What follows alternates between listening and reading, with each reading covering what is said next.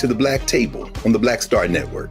This is our weekly hour, devoted to exploring ideas and subjects of special importance to people of African descent and others fighting to build a better society. So today we're going to take up not only the subject of the United States Supreme Court and U.S. society more generally, but we're going to take that subject up through the prism of someone who needs no introduction to many in the domestic U.S. audience, and that is Clarence Thomas, the Enigma of Clarence Thomas, in fact.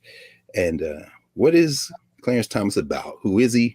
Where did he come from? And how are his opinions increasingly shaping the direction not only of the United States Supreme Court, but perhaps even of the larger polity? And to help us with that, in fact, to lead us in that conversation today, is Professor Corey Robin.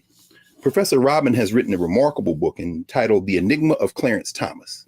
And I encourage everyone to get this book, to digest this book, and as you're reading it, to refer back to conversations that Professor Robin has had widely, including the one we're going to have today. He's a distinguished professor of political science at Brooklyn College and the City University of New York Graduate Center.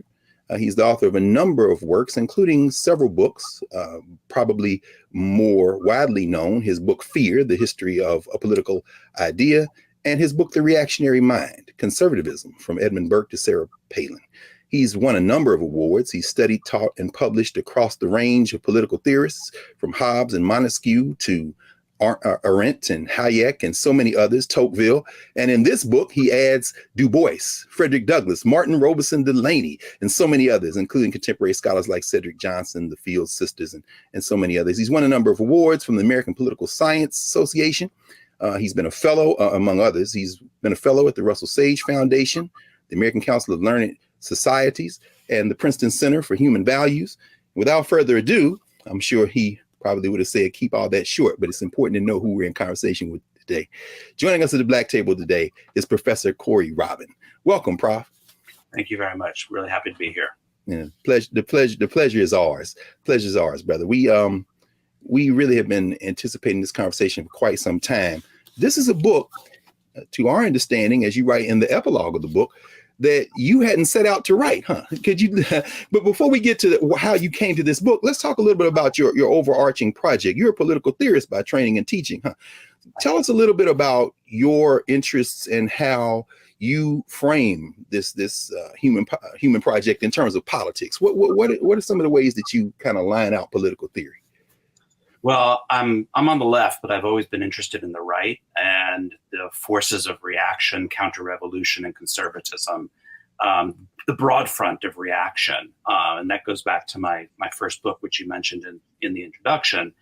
But when I finished my second book on the reactionary mind, I really thought I was done with the right, and I wasn't going to be interested in it anymore. And, the world had other things in mind, for me. And so I came to this project a little bit unwillingly. Somebody had asked me to write an article for an anthology on Clarence Thomas. I mean, the anthology was on African-American political thought more generally, but they wanted a chapter on Thomas, and nobody wanted to do it. So I I sort of got stuck with it. And like I said, I wasn't into it because I wasn't really interested in the right anymore. But once I started reading about this guy, about whom I think I had most of the usual stereotypes that people have about Clarence Thomas, it really broke things open for me. And I felt like there was a much bigger story here that had to be told. And that's how I came to the book. Wow. I mean, I tell you, man, and I say this, and I bought the book shortly after it came out.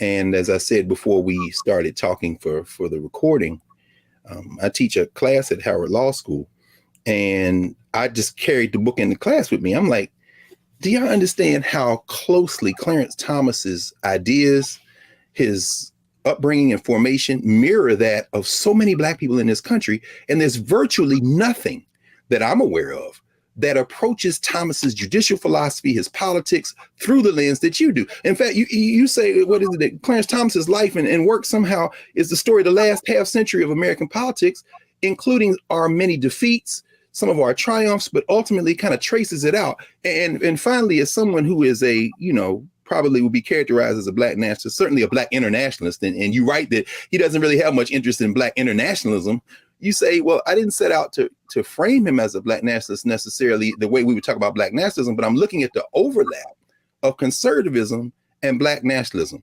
But Prof, you call Clarence Thomas a Black nationalist, man. Help us understand that. This is the thesis of this book. Could you talk a little about what is the thesis of the Enigma of Clarence Thomas? Sure. Well, it starts with who he was as a younger man. And I can get into much more detail about that, as the show goes on.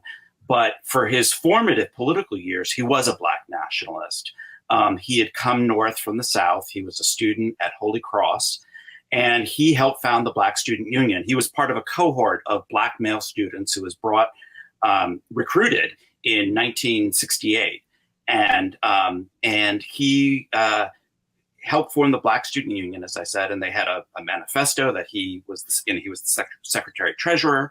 And if you look at the principles of that manifesto and the principles by which these guys acted, and they were guys because it was still an all-male college, they were very much in concert with a lot of the Black nationalist tenets of the late 1960s and the early 1970s.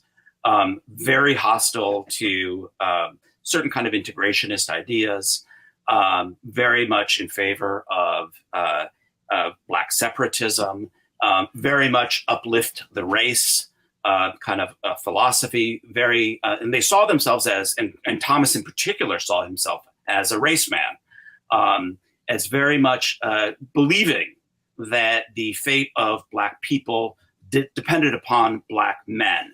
And so, one of his formative influences was Malcolm X. He memorized all the speeches, not all the speeches, but many of the speeches of Malcolm X by listening to them on records. That's how people used to pass those around back in the day. Was just very much steeped in that philosophy, also quite confrontational. He led the big student walkout in his junior year against General Electric because of their recruiting practices. So it was a real part of his formation. And the important thing to say about all this is, as he moves to the right in the mid 1970s, what's interesting is how little of this earlier formation he gives up. People have noticed along the way that he was once a Black nationalist as a student, but the assumption was, well, he moved to the right and then junked it all. And what I found, that's what makes this a story, is how little of that he gave up. And so that's the real thesis of the story is this marriage, as you say, between kind of Black conservatism and Black nationalism.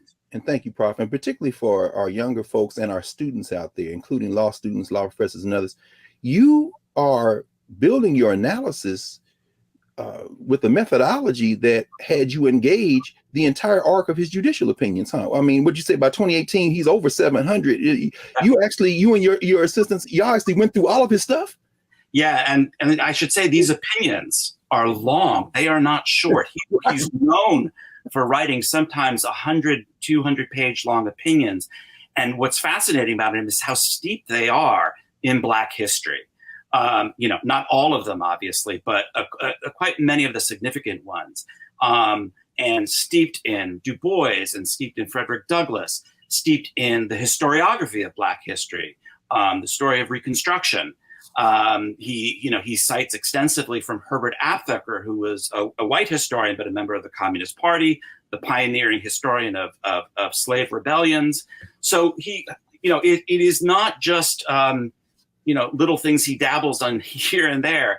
It really drives a lot of the jurisprudence, and it's all there on paper for people to read. That is remarkable. I mean, and as we said, you divided it out into a kind of 3-movement story, race being the first 3 chapters, and then you pick up chapters 4 through 6 in capitalism, and then end up the last 3 chapters in constitutionalism. But it's fascinating to the point you're raising and that you wrote about in chapter 5, for him to go so deeply into civil forfeiture and actually stand against it. One of the few things he does stand against in terms of the power of the state, but to cite extensively Eric Foner and Reconstruction, even more so than Ruth Bader Ginsburg, who ends up on the other side of it. I mean, I think people don't, as you say, this is really going to be a revelation for folk who think that he changed. He didn't change that much. I mean, and when you cite, for example, some of his influences, including Louis Farrakhan, the fact that he was a big fan of and is a big fan of Spike Lee movies. I mean, I think some people are going to be shocked by this problem. I certainly was, when I found this all out, and it's really, really, really interesting. I mean, you talked about the civil forfeiture stuff, but also, with the takings clause, which is a provision of the Fifth Amendment about the taking of property, and what's fascinating there, he has a big case coming out of New Haven, and he talks about urban renewal is black renewal, which was, a kind of, urban renewal is black removal, Yes, which was, a big slogan and motif. That's right. In the black community. James Baldwin made it very famous in an interview he gave with Kenneth Clark. And, this is just kind of part of his language and the idiom in which he speaks. So again, it's very deep with him. And the real question, that I think for readers and listeners and citizens to grapple with is, there have been conservative black nationalists before. That's hardly a discovery of this book. And, scholars know about this. I think in popular imagination, it gets short shrift, but, that's not an unknown thing. We have not had a conservative black nationalist Supreme Court justice before. That's right. And that's the story that I think we really have to come to terms with, because I think it alters our understanding of the Constitution. It alters our understanding of African-American history and its relationship with white supremacy and these white supremacist institutions. I call the book The Enigma of Clarence Thomas, because that is the big enigma, is how did somebody like this end up, and the cover shows this, in this very white institution. That's right. That's right. Well, Prof, we're going to pause here for a moment. And when we come back, we're going to continue this conversation with Professor Corey Robin, author of The Enigma of Clarence Thomas. Back in a moment here on the Black Star Network.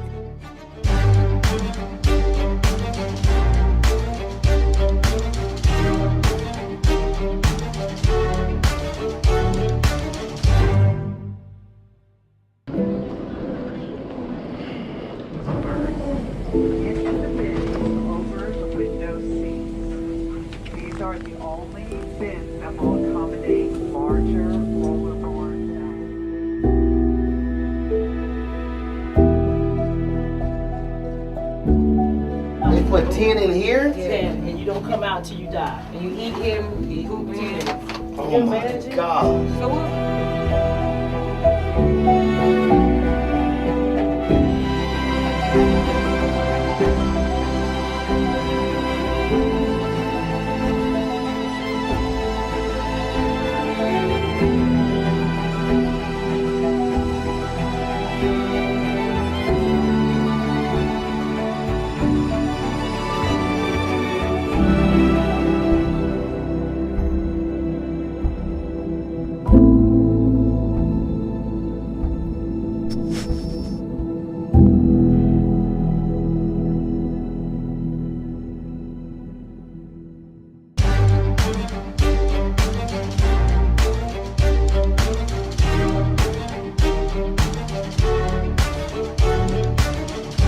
Welcome back to the Black Table here on the Black Star Network. I'm your host, Greg Carr, joined today by Professor Corey Robin, the author of The Enigma of Clarence Thomas.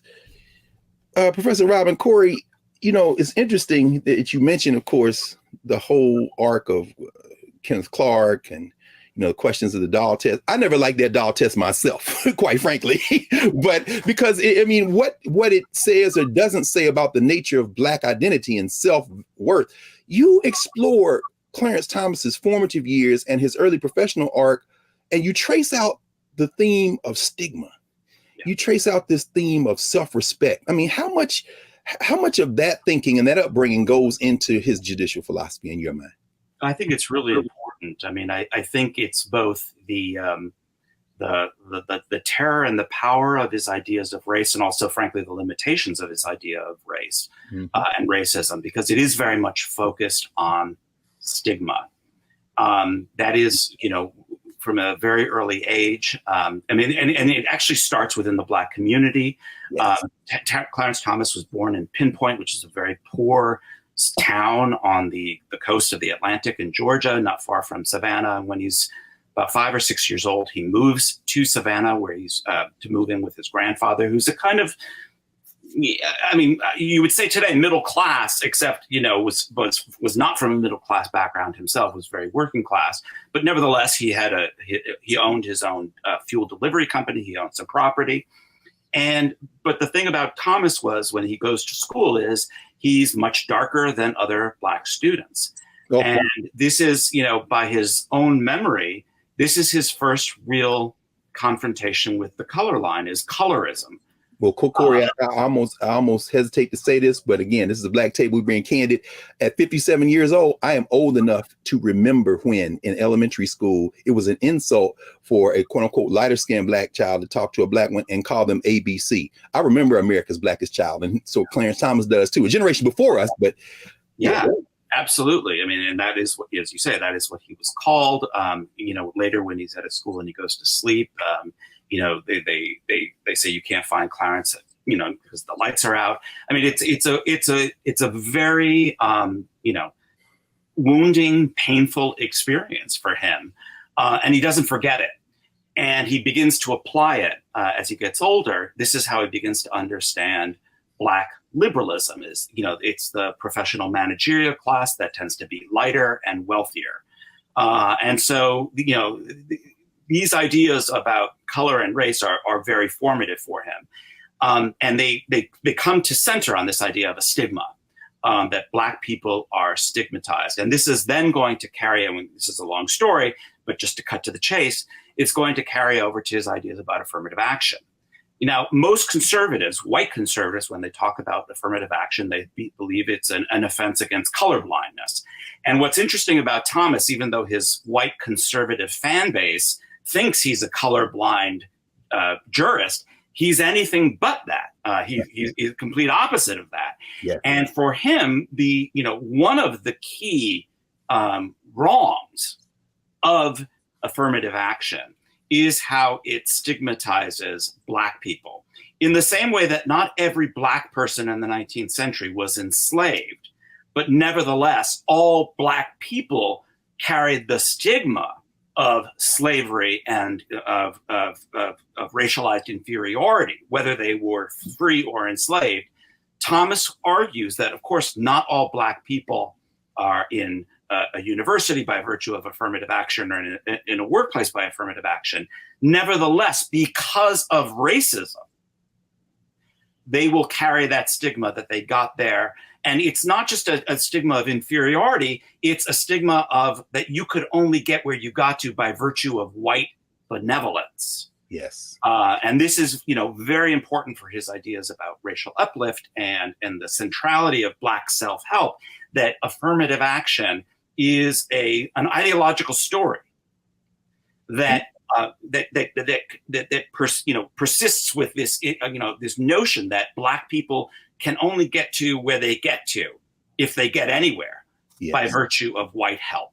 Yes. And of course, as you say, on the other side, dignity is so important to him, not just individually, but collectively, although that collective sense of dignity doesn't translate into collective political action, as you line out in terms of voting rights, which is fascinating. And you get into that second movement when you start dealing with capitalism. In fact, let's walk across that bridge a little bit. It was interesting that you line out an opinion where he compares the set aside, the affirmative action kind of concept in the US to apartheid in South Africa. He says neither one is good. I mean, there's something compelling about the idea that if once you accept the rules, you just got to beat these people at their own game. But there's an animation when it comes into the second movement, capitalism, where you kind of, in chapter 4, you begin to talk about Thomas Sowell. Yeah. And I think about the fact, of course, Thomas Sowell started out at Howard, and he writes about that in his memoir, and Sterling Brown and others are like, well, go test yourself against these other folks. You know, what does Clarence Thomas, what would you think Clarence Thomas would have to say to Black folk who say, well, we need these programs? I mean, Clarence Thomas, does he think that perhaps this enfeebles the Black population to kind of rely on these kind of programs? Yeah, very much so. I mean, I'm skipping to the third part of the book, but just Please. again, quickly, Thomas believes that the whole apparatus of modern welfare state liberalism, whether it be, the welfare state itself, voting rights, and other, the cultural revolution of the 1960s, the sexual revolution, that all of these things have crippled the Black community, and in particular, Black men. Now, Thomas has a very patriarchal vision of racial progress and of racial identification. I should say he's not really alone in this. No. He really, he says it well into this time in the Reagan administration in the mid-1980s in a speech he gives in Savannah at a Black college in HBCU. Ironically, of course, Savannah State, right there near his hometown, no question. Yeah. Exactly. And he says, I'm getting to get the quote on, but the future or the fate of the Black race depends upon the Black man. And this is not in his, young undergraduate days. This is when he's, a member of, the head of the EEOC in the Reagan administration. And so this is, for him, all of these liberal programs have weakened Black men. And for him, if you were to say to him, we need these programs, that is a statement of abjectness, of destitution so profound and wounding to him that he thinks, you couldn't come up with a greater self-indictment than a statement like that. So he really has this idea of Black sovereignty, Black male sovereignty, I should say.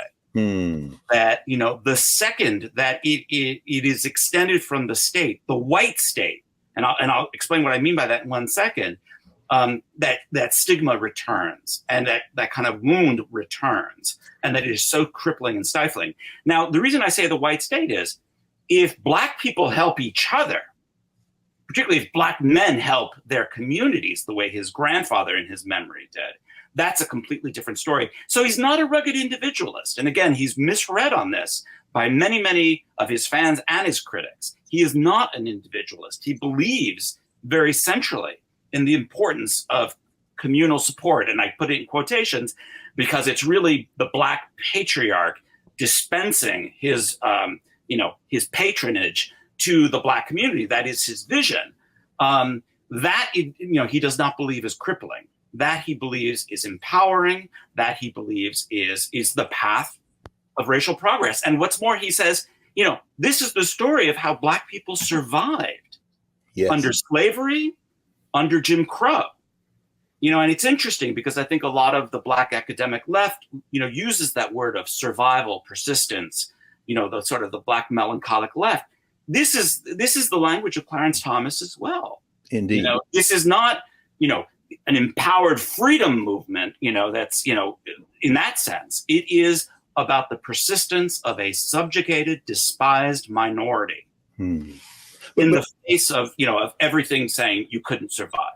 It's interesting, Corey, because while that is the language of a lot of the Black left and the Black academic left and kind of professional managerial class, for Clarence Thomas, that perhaps would be viewed, as you kind of describe, as a top-down philosophy. He's coming from the bottom up, so to speak.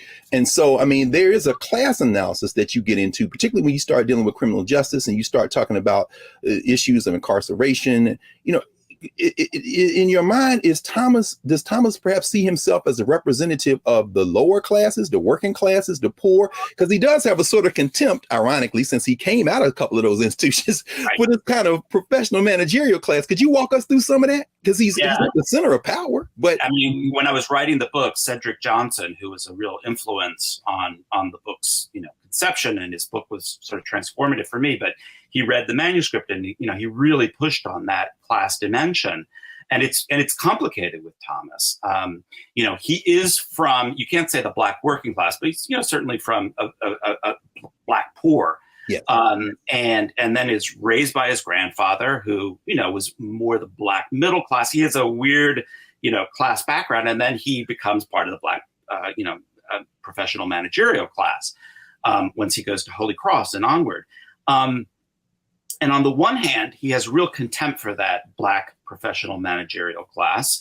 I don't think he's that strange or rare in that regard. A lot of white PMCs have contempt for other, it's pretty common. And quietly as kept, Prof, a lot of black too. But let's just be frank about. I'm sure Cedric said that to you anyway.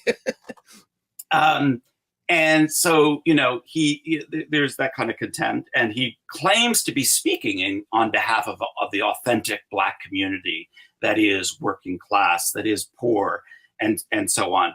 And yet, as you pointed out in the book,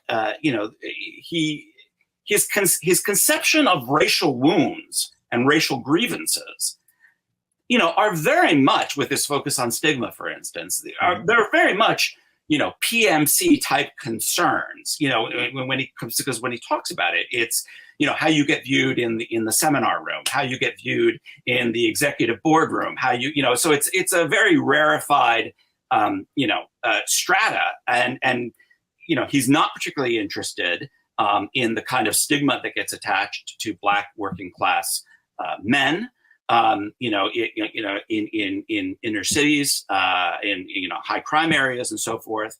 And to the extent that he does talk about that, his answer is, and he's very frank about this, actually. I mean, that's the other thing. He doesn't hide any of this. No. He's very upfront.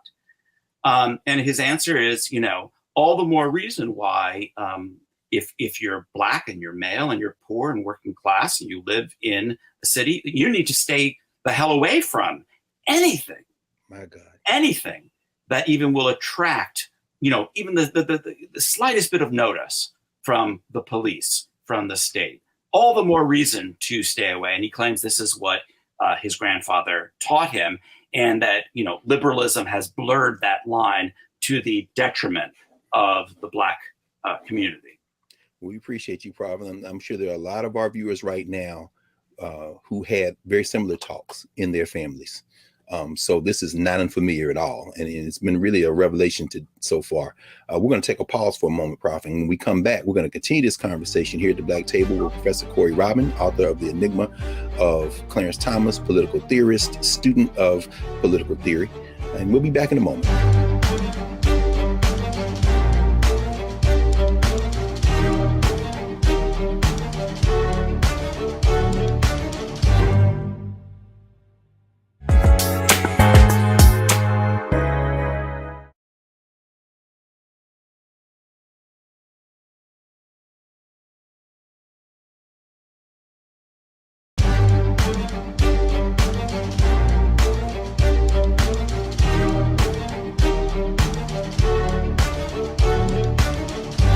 Welcome back to the Black Table here on the Black Star Network. I'm your host, Greg Carr, with Professor Corey Robin. Prof, let's look at how Clarence Thomas, his interpretation of the law, with this political philosophy, with this cultural grounding he has, how that translates into how he reads the Constitution. You write about how at his confirmation, well, first of all, you write about how he never aspired to be on the bench in the first place. And that's fascinating. I mean, maybe say a few words about that when he makes the transition from EEOC to the bench. But at his confirmations, people might think that he would be an originalist. But in fact, he talks about the Constitution being a living document. And people have accused him of being a kind of doctrinaire when it comes to natural law. But you write, when you go through his opinions, that is in fact not the case. And so if he sees Black people as being able to pull ourselves up by our bootstraps, so to speak, why doesn't that translate, for example, in his assessment of voting rights and Constitution protections? Why doesn't that translate into a philosophy of collective Black political action? Why is he so hard on Black folk when race seems to be a factor in enhancing Black political power instead of the opposite? Any of those things. Sorry, what's that? No. Go right ahead. I'm sorry. Yeah. So, I mean, this is, in a lot of ways, I think you get into the real kind of darkness of his worldview. And it's a very conservative one in this regard, which is that the more adversity, the harder things are, the more heroic the efforts that will be launched in response to that. It's a very masculinist view. Yes.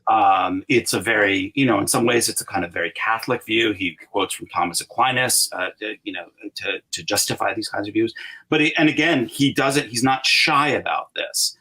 And so for him, the thing about voting rights I mean, there's a lot of things he has a critique of voting rights, but is that, again, it all depends. Well, it all depends upon white beneficence.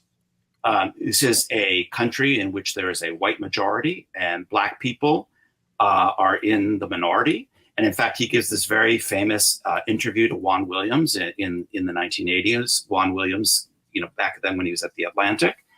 And he says, let's assume that you could parcel out political power to every group by percentages, group rights kind of a point of view.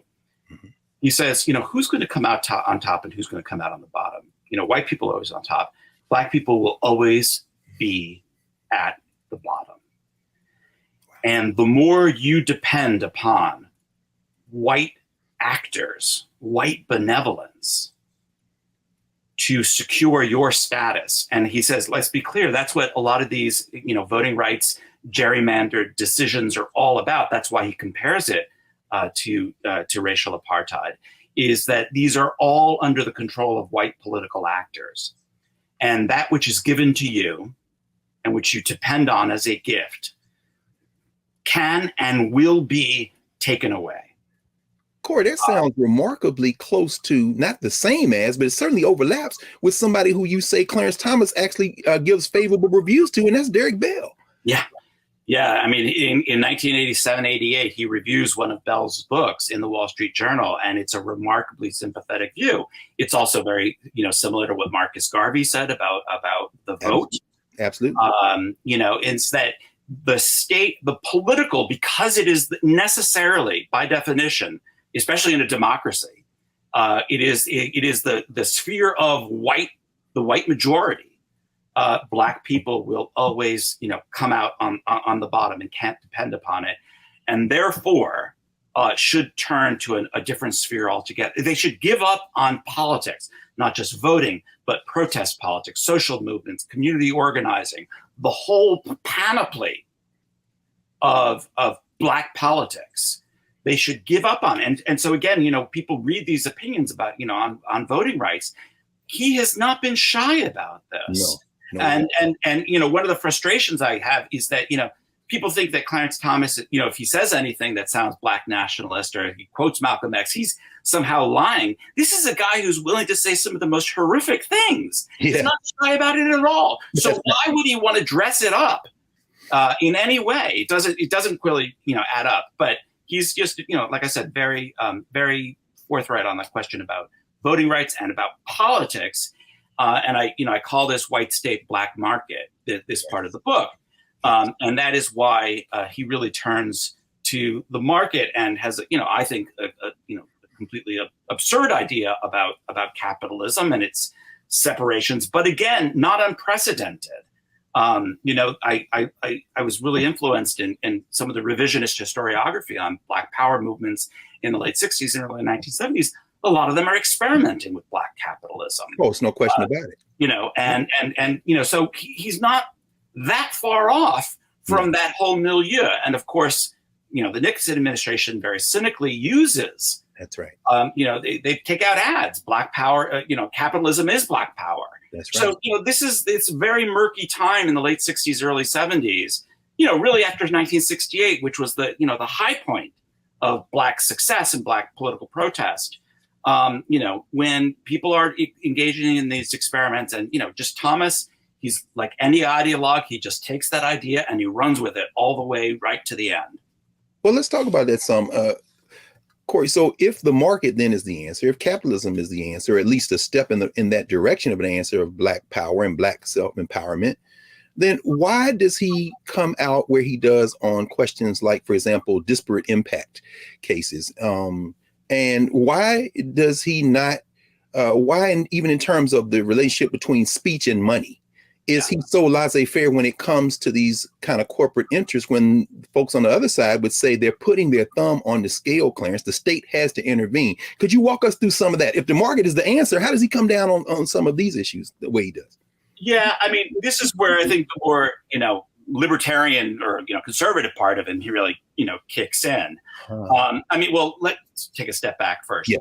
I think, first of all, I think he thinks of the economy not as the way he thinks of the state. It's not a completely cohesive, unitary thing. It has niches in it, and it has spaces. So you look at something like black hairdressers. He looks at all these niches that African Americans over the years have filled and have accumulated some kind of wealth and capital. And he said, and again, this is a very autobiographical story for him. This is the story of his grandfather. Black people weren't being getting oil, fuel. And so his grandfather started off by just delivering wood and filled a niche. And he really thinks that is the way that capitalism works. And it's also very Booker T. Washington, very Isaiah Montgomery, very Marcus Garvey, as you say. Even as ironically, Washington is kind of surreptitiously funding challenges to Jim Crow laws in the South. His public face, this is very consistent, as you say. I mean, and it still resonates in a lot of corners of the Black community today. Absolutely. And this is the circles in which he's traveling in the 1970s and the early 1980s. Other Black conservatives are really, making these kinds of arguments. And they've been sort of forgotten by there was a time in which those arguments got a lot of attention in the mainstream media and the white media. And it's all been kind of overshadowed over the years by a lot of other developments. But, these were really, front and center. I remember in high school, Black conservatives, it was really a kind of, the Reagan administration had a lot invested in, making sure people saw themselves connected with this.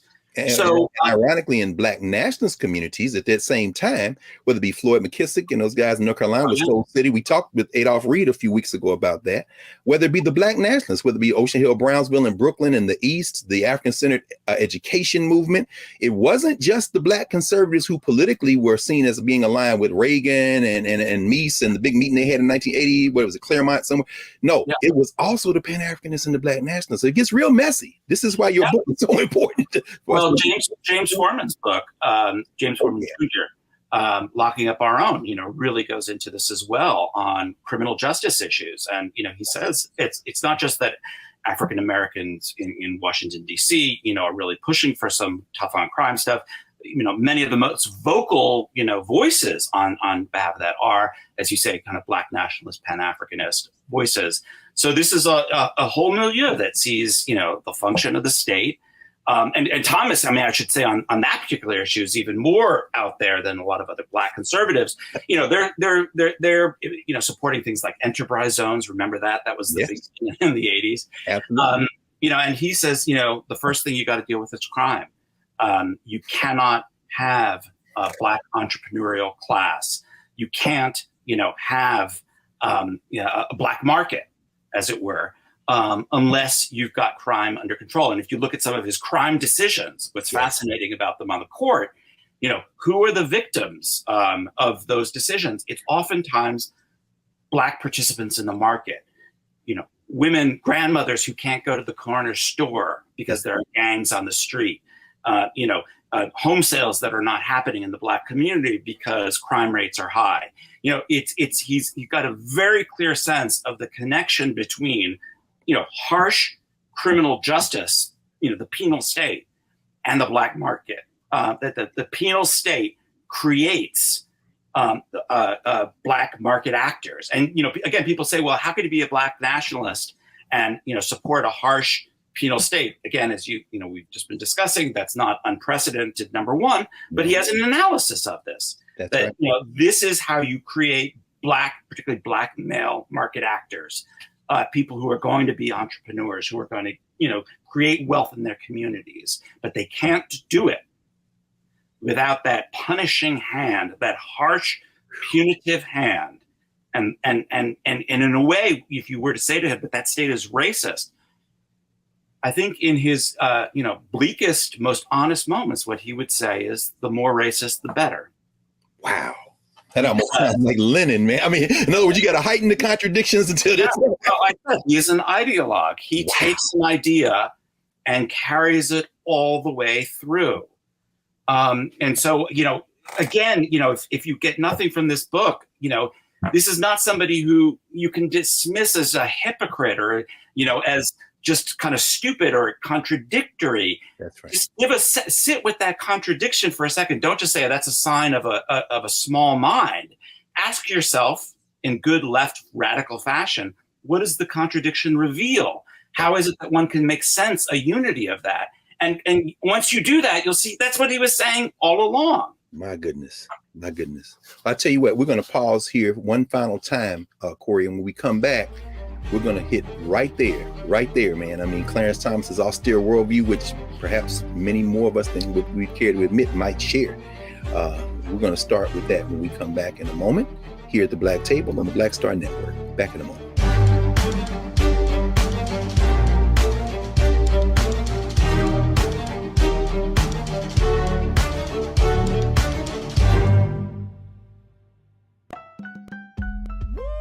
We're all impacted by the culture, whether we know it or not. From politics to music and entertainment, it's a huge part of our lives, and we're going to talk about it every day right here on The Culture with me, Faraji Muhammad, only on the Black Star Network.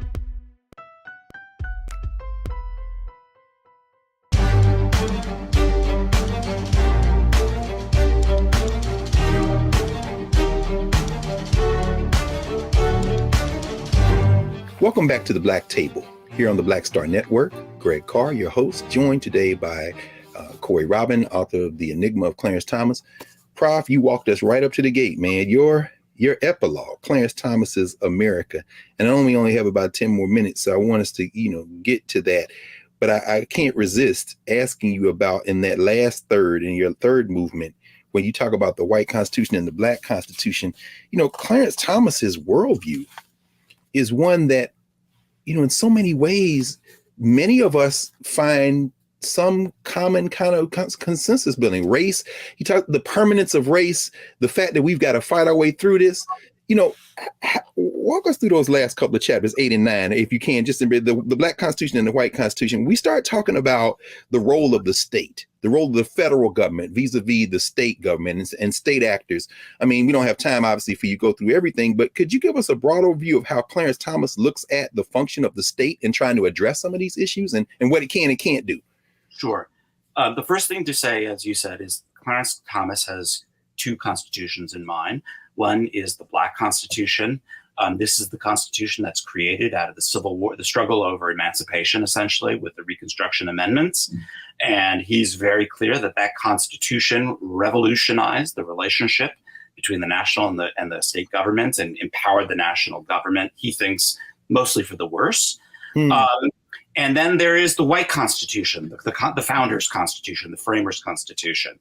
And people oftentimes say, how could somebody who's a Black nationalist believe in that original Constitution? Well, remember what his originating philosophy is.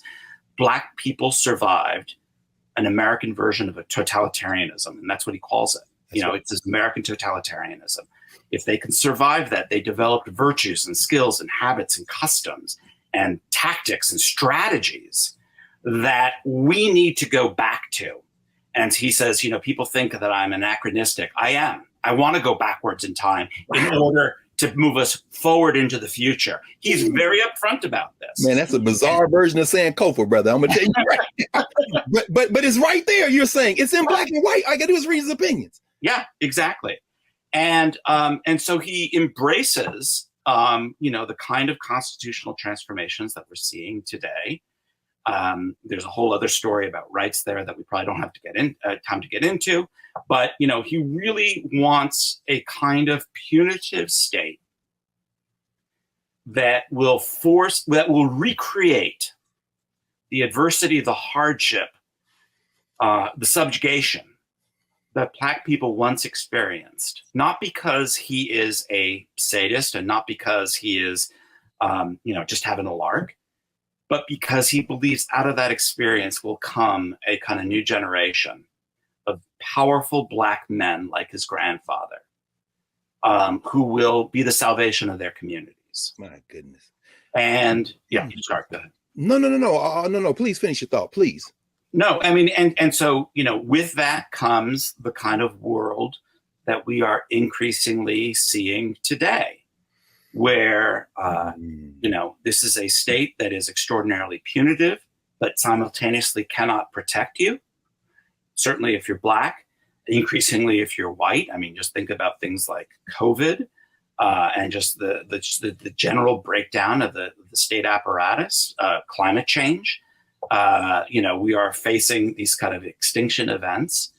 And in this world, and I say it's a mix of Mad Max and Do the Right Thing, which, as you said, Spike Lee is a favorite of his. Yes. What do you have? You have strong men with guns. With guns. Well, in fact, it's interesting that one of the cases you cite when he talks about Second Amendment guarantees and protections is about an elderly Black woman. Yeah.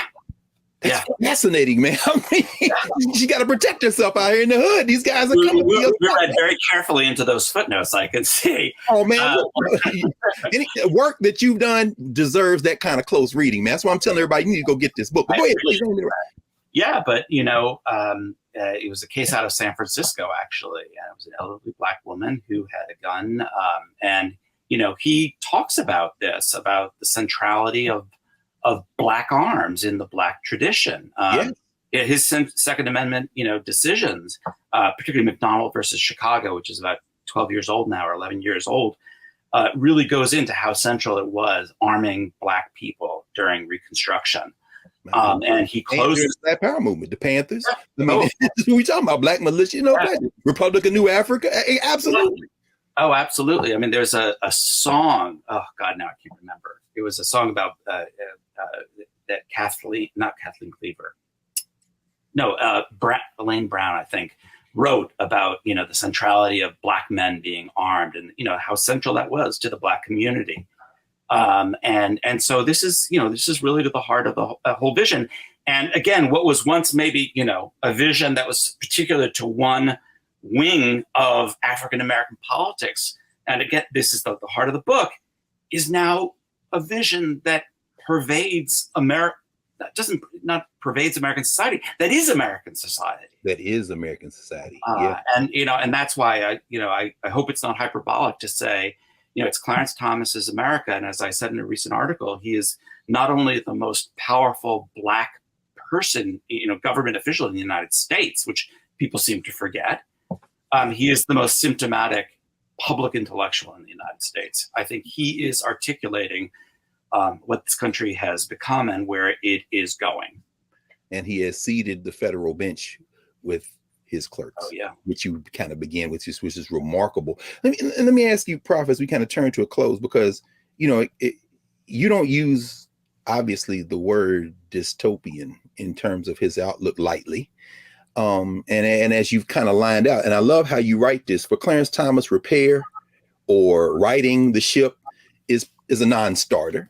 So in your mind, given the trajectory of where we're headed right now, because Clarence Thomas clearly the intellectual leader of the court, do we just begin again? I mean, what are the prospects for you, having done this close reading against the context of your whole arc of intellectual work and teaching? What are the possibilities in a country where this kind of ideology is ascendant? Yeah, I think the first thing we have to remember is we have to start is that Clarence Thomas didn't come from nowhere. He came from somewhere, not just literally, but metaphorically. And that there is a reason why this point of view has become ascendant. And it's not because Republicans are crazy, and it's not because they're stupid. And it's not even just because they are white supremacists. Yes, sir.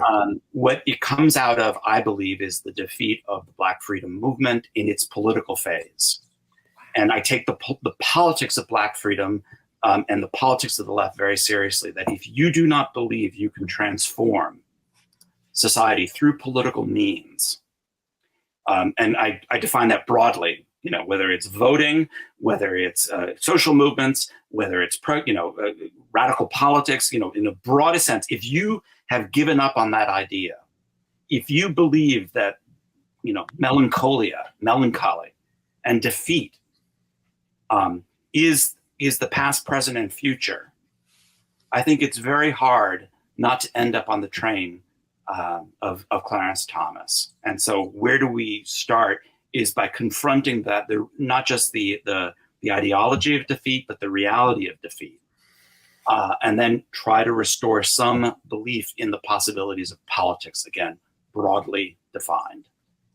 Well, I think we all, I'm sure everybody watching this would join me in thanking you for undertaking this work, which you hadn't set out to do, but which kind of extends your previous work. And I'll ask you one final question. What you working on, man? I know you have a few projects that I read about that you're working on. What's next? What's next, Professor Robin? I'm trying to write a book about intellectuals and capitalism, basically, how people have thought about capitalism since the 18th century through today. So a little less presentist, obviously has, some implications for today, but a little bit going back to history.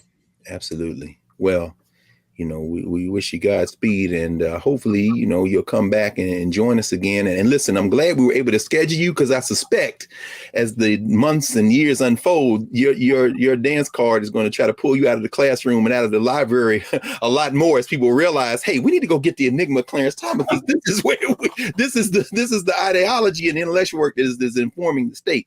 But we want to thank you for joining us today, Professor Robin, and please come back. All right, thank you very much, and I'd be happy to do it. I really enjoyed it.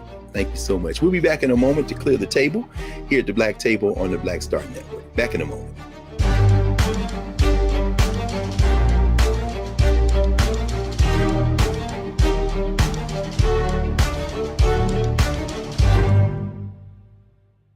Hi, I'm Dr. Jackie Hood Martin, and I have a question for you. Ever feel as if your life is teetering and the weight and pressure of the world is consistently on your shoulders? Well, let me tell you, living a balanced life isn't easy. Join me each Tuesday on Black Star Network for A Balanced Life with Dr. Jackie.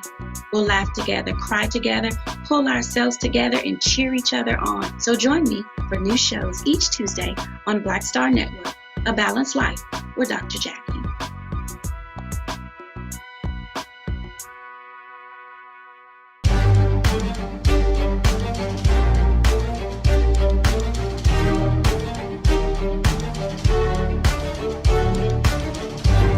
In 1950, when Carter Godwin Woodson passed away here in Washington, D.C., at the age of 75, W.E.B. Du Bois wrote his obituary in a small journal called Masses and Mainstream.